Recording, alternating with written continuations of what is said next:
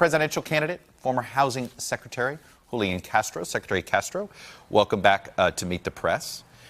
Good to be with you. You had an event Friday night in Austin, sold out after your debate performance. Be honest with me here. How important did you feel these first debates were going to be for your candidacy in particular? Very important. Yeah, I knew coming in that more people were going to be watching this debate than had been tuned in to any event in the campaign so far.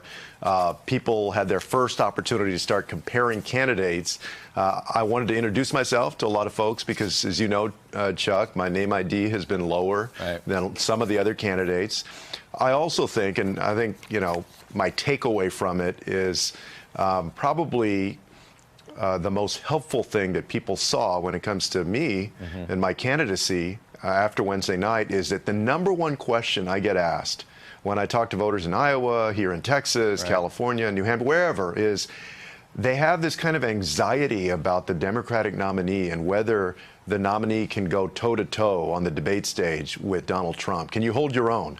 What they saw was that I have a strong, compelling vision for the future of the country and that I can hold my own when I'm challenged on a debate stage. I can go toe-to-toe with Donald Trump. And I think that's an important hurdle for voters, especially this year. I want to talk about your sort of signature moment in that debate when you went up you and Beto O'Rourke had a back and forth about the issue of essentially decriminalizing one part of the of immigration law. And you want to see it done. I want you to get you to react to something Fareed Zakaria wrote in the Washington Post earlier this week. If things continue to spiral downward and America's southern border seems out of control, Trump's tough rhetoric and hardline stands will become increasingly attractive to the public. Keep in mind that the rise of populism in the Western world is almost everywhere tied to fears of growing out of control immigration. And his point being this, that the Democrats have to also have a plan to figure out this increase in migration. It's happening all over the world. Some of it is impacted by climate change, others authoritarian places, authoritarian problems, things like that. What does that plan look like in a Castro administration? Well, I'm glad you asked. As you probably know, Chuck, I was actually the first candidate in early April to put out a comprehensive immigration plan. And my first answer would be, if you're out there and you're saying, what in the world is going on? 144,000 people came to the southern border last month. I agree with you. We need to address this. But there's a smarter, more effective, and more humane way to address this. I'll give you an example of that. We've known for years that people are coming from Central America. In 2014, we had a lot of people that also came, and in the years subsequent to that, we did too. The first thing this president should have done is what I've called for, which is a 21st century Marshall Plan to partner with these Northern Triangle countries that many of these people are coming from, whether it's Honduras or El Salvador or Guatemala, so that people can find safety and opportunity at home instead of having to come to the United States. If I'm elected president, I'm going to go to work right away to make sure that we partner with those countries to stem the flow of people who feel so desperate that they need to come to the United States. That's actually a smarter, long-term way to deal with this. Let me ask you about the politics of these debates. You have some establishment Democrats, some Republicans licking their chops, establishment Democrats wringing their hands, because these debates presented a group of candidates who were, quote, for open borders if you decriminalize, or that you could be painted as for open borders, painted as for using U.S. tax dollars to give health care to undocumented immigrants. That there is concern that a President Trump could exploit that to his gain. What say you? Number one, the president is going to call Democrats as being for open borders no matter what we say. Nobody's talking about open borders. We have 654 miles of fencing.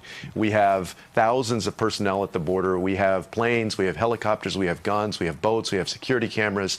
States like Texas, my home state that I'm in right now, spend an extra $800 million on border security. That's just a right-wing talking point. What we're talking about is maintaining a secure border, but doing things like that 21st century Marshall Plan so that we can actually stem the flow of people here because they can find safety and opportunity at home. We're talking about creating an independent immigration court system with more judges and more support staff so that we can actually get these claims, asylum claims, resolved, and people are not waiting in the United States in limbo for years and years. So if you're somebody who's out there who is concerned about what's happening, I understand that.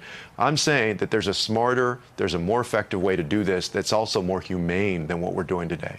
Before I let you go, curious of your reaction to Senator Harris's criticism of Vice President Biden's record in the 70s, particularly on the issue of busing.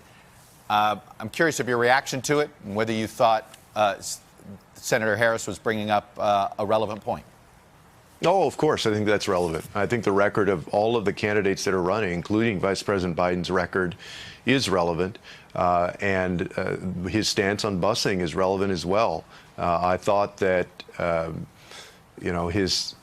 what I took as his position being that he allowed local communities to make a decision essentially relying on states' rights. I think he's going to have to continue to explain why that was a good position, because we've had very painful history in this country of trying to desegregate communities. When I was at HUD, one of the things I'm most proud of is that we passed the most groundbreaking rule since the Fair Housing Act in 1968 to further help desegregate American communities, called Affirmatively Furthering Fair Housing. And so that pain is still there in this country, and he's going to have to address that, not only in the debate, but I think going forward. Julian Castro, the former housing secretary, former mayor of San Antonio, thanks for coming on, sharing your views. Thanks for participating in the debates, and we'll see you down the road, I hope. Good to be with you. Hey, NBC News fans, thanks for checking out our YouTube channel. Subscribe by clicking on that button down here, and then click on any of the videos over here to watch the latest interviews, show highlights, and digital exclusives. Thanks for watching.